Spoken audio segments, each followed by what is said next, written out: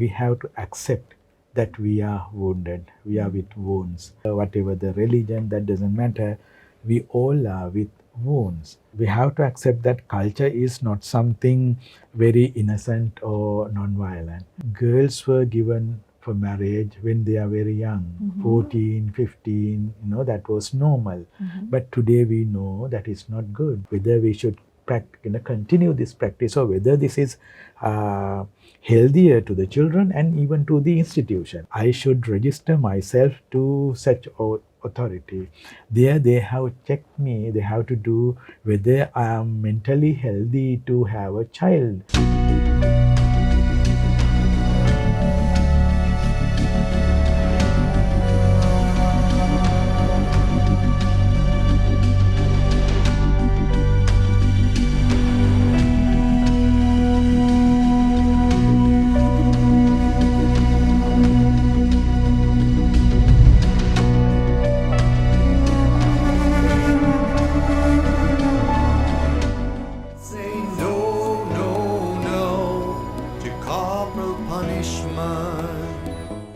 Ayubowan Hamdune, welcome to the program. Ayubowan. So let's start from the very recent past, Hamdune.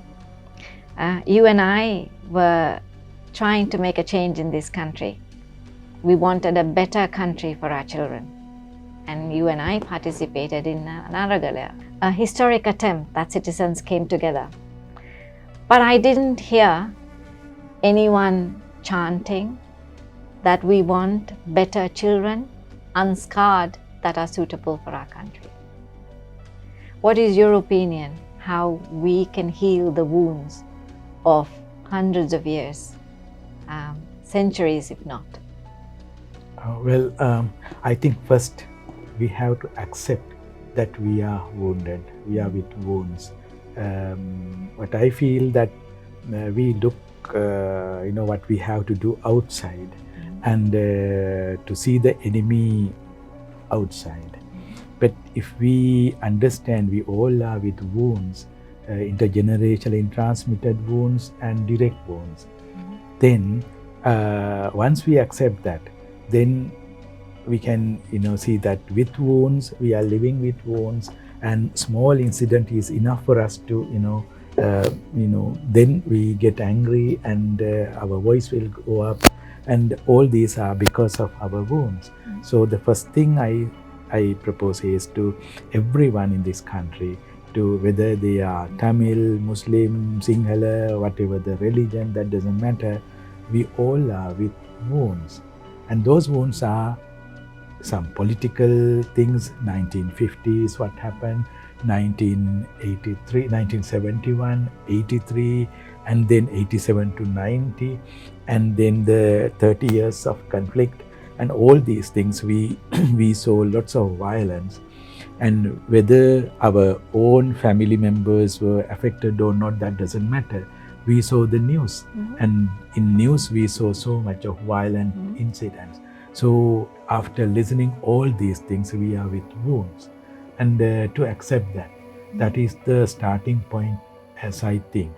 Second thing is, not only these bigger wounds that as a community we got affected, in individual level, in our families, we are with wounds because of the parents who are with wounds, unhealed wounds, and they tend to put their anger on the children, and being children for such families, such parents, we are with wounds. So to accept that, and then only we can start the journey of healing. So particularly we as children in our culture, in all faiths in our country, we grow up with our parents going to religious institutions, and religion is a very big part in our daily life. How do you propose, therefore, that as religious leaders, you can support the development of the spirituality of a child, the healing process of that child as religious leaders? Well, even there, I like to point out even the religious leaders are with wounds. Well, whatever the religion, that doesn't matter. They are also with wounds. They are part of this society, and then the oldest, what comes in our oldest text, the original message, if we can, and then the gradual development throughout 2500 years in Buddhism and other religions. They have also passed history, and history is not something very and in historical context there are so many developments, addings, and the culture and all those things. They are not the Jesus or Buddha or someone religious leader was prescribing us what should be the culture. Culture is part of this society, and then the culture is with violence, and the messages that comes in later literature, they will embedded with violent messages. As an example, the record of the first council after passing away of the Buddha, 3 months after the passing away of the Buddha, there it says that those monks, leading monks who engaged in the first council, and the 5 accusations made against Ananda Thera, and out of these 5, 2 are against something related to women. There says, Ananda, you are the one who persuaded the Buddha, changed the mind of the Buddha to give the opportunity for women to become nuns, the order, members of the order. That is wrongdoing, and you have to apologize before the monks. And the second one is, Ananda, you are the one who gave the first opportunity, the women to worship the Buddha, the body of the Buddha, and then you make the unpure, the Buddha's body, with the tears of women. That is wrongdoing, and apologize. And this message that comes in Vinaya Pitaka, one of all the oldest texts. And just after 3 months passing away from the Buddha, if this really happened, then within 3 months' time, something has come into this system that is totally different from the Buddha's message of non-violence. Buddha's message doesn't say, no one is higher or lower by birth. By action, one becomes higher or lower. But here, because they are women, they are unpure. That is the message comes. That is totally against the message of the Buddha. And most of these little developments go against the fundamental teaching of the Buddhism. So what I suggest, to go for spiritual healing, that is spiritual role, first we have to accept this. And then only we can go back to our original message of healing and bring them into practice. So the religiosity is something anyone can be a religious person, one who offer flowers in the morning, or go have processions or something, those things that you do outside. But the message says nothing about outside, but your inner transformation.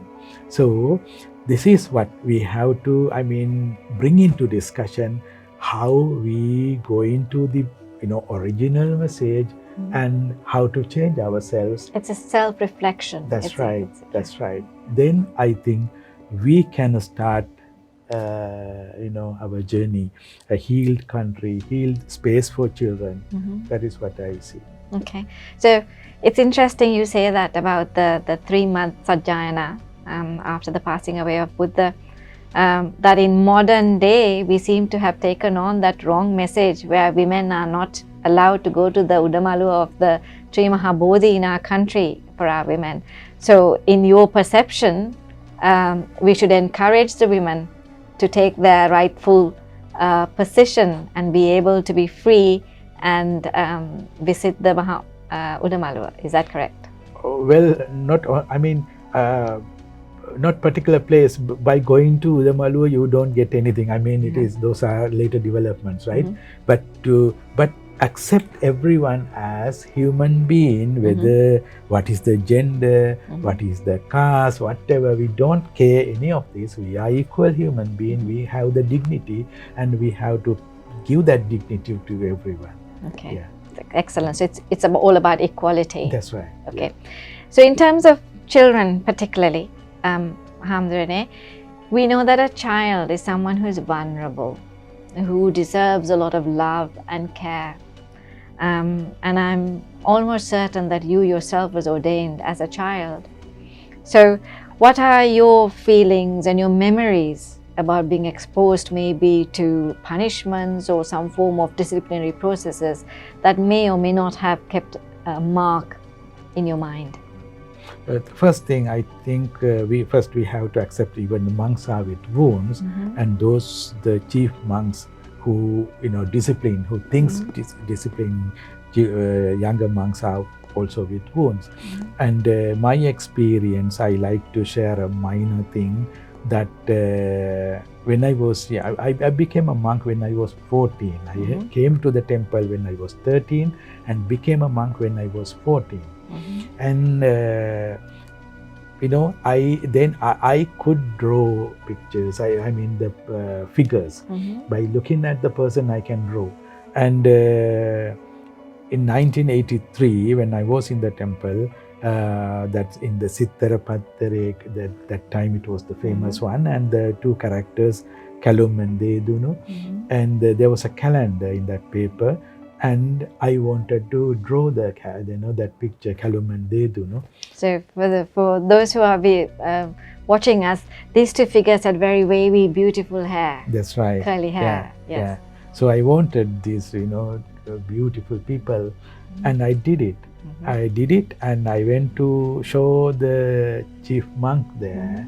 As a child, I mean, why I run to the person just to say I did this, right? Something. And some form of appreciation. That's right. But the reaction was not so welcoming, and he discouraged me, and he said,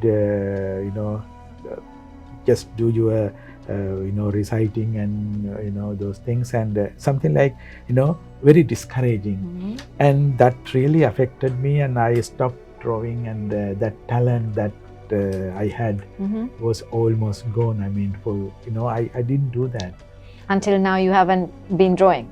Yes, now I'm trying. You're starting to heal. That's right. I think I should not let this go, because it was there in me, and why I have started. I'm learning now. Okay, again. So it's not a minor thing then. Yeah, because it's not a minor thing, like I'm you 53, said. Yeah. So it's quite a major thing that affected in your life. Right. Yeah. Huh? Yeah. Okay. Yeah. So, and I like to point out, because I know the teachers, when I talk to one school, when I talk this topic, that one of the teachers said, we were also punished. That is how we became good people. And I am also punishing people, and they are not angry with me, and later on they come and say that you did that great job, and that is how. Why I told him, if someone break the window, I can see the damage because it is visible, but something very subtle, a talent that is affected, you won't see that. And even that person will not notice that this talent was. After that, I didn't do that. So understand this is not something, the gravity of it that is beyond what you can see with your naked eyes. Right. Yeah. But having said that, Hamdrene, even in our Jataka Katha, we have stories during the Buddha's time, how this little prince in the Tilamutti Jataka, who stole a bit of sesame seeds, was punished for his own good, as they say. I punished in good faith. And with such a background, with such the rich culture that we talked about just now, isn't what you're proposing against that cultural norm? Well, we have to accept that culture is not something very innocent or non-violent. In the culture, you will have so many good qualities, but in the same culture, you will have discrimination, looking down certain people, and we have words, like Abbagataya, Andaya, Kora, all these words are there, and even they ask that Yata inne Abbagatala make me. So that kind of, and looking down people, not accepting as they are. So the culture is not something very innocent. So culture develops throughout a period of time in context, right? And we are, so whatever comes in these texts, as a Buddhist monk, what I suggest, let's go back to the original basic teaching. There, the non-violence is the base of Buddhism. And since we all are, as human beings and all other living beings, and the environment, everything is, Buddha says, interconnected and interdependent. Everything is interconnected and interdependent. And if we all are interconnected and interdependent, we cannot harm anything here, because that affects the system. That affects it's a chain reaction. That's right. So that Buddhism suggests, whatever the condition, that doesn't matter. You practice non-violence. And there is one teaching, it is called, it is in English, simile of double-handled sword, the teaching of simile of double-handled sword.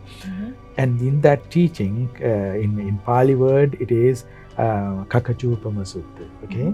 There Buddha says, even at the risk of your life, if someone cut your limbs into pieces with a double-handled sword, even then, if you utter a word with anger and hatred, you are not anymore following my message. So it suggests, even before the death, practice non-violence, because if you start violence, that will, that is a starting point of a violent, So this is what we have to, the compare with whatever comes in later literature, whether this match with this original or that non-violent message.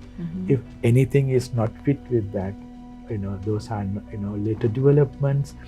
And there are that, the 3 months after the passing away of the Buddha, that incident, if that happened really, then we have to accept that certain things has happened against the message of the Buddha. Even at that time, as close as his passing was. Right. So it's no wonder that things are going to be even more screwed now, more warped and more changed now with the modern lives.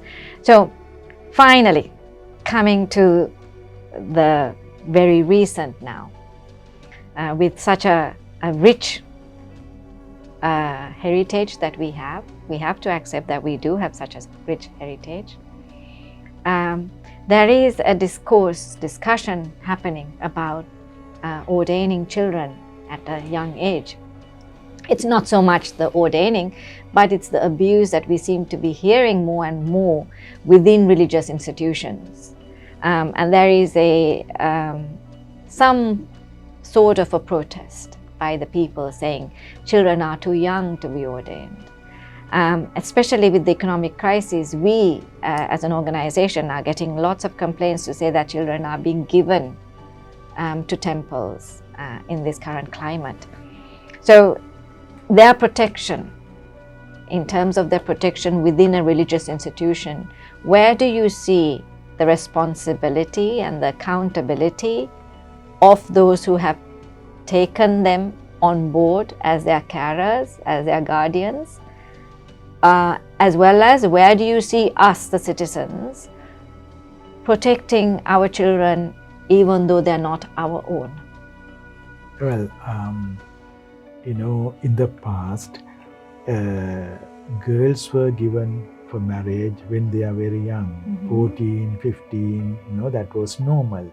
But today we know that is not good. That is, now we know, and now we do not practice that. Not only that, we always discourage that kind of thing, and even laws are, introduced to stop that, because it is harmful. And in the past, there will be children become monks but we are in the modern world, and we know who can decide about the future of their life, and until someone grow up. So whatever comes in religious practices, we have to, we should have that openness to look at whether we should continue this practice or whether this is healthier to the children and even to the institution. That is one part.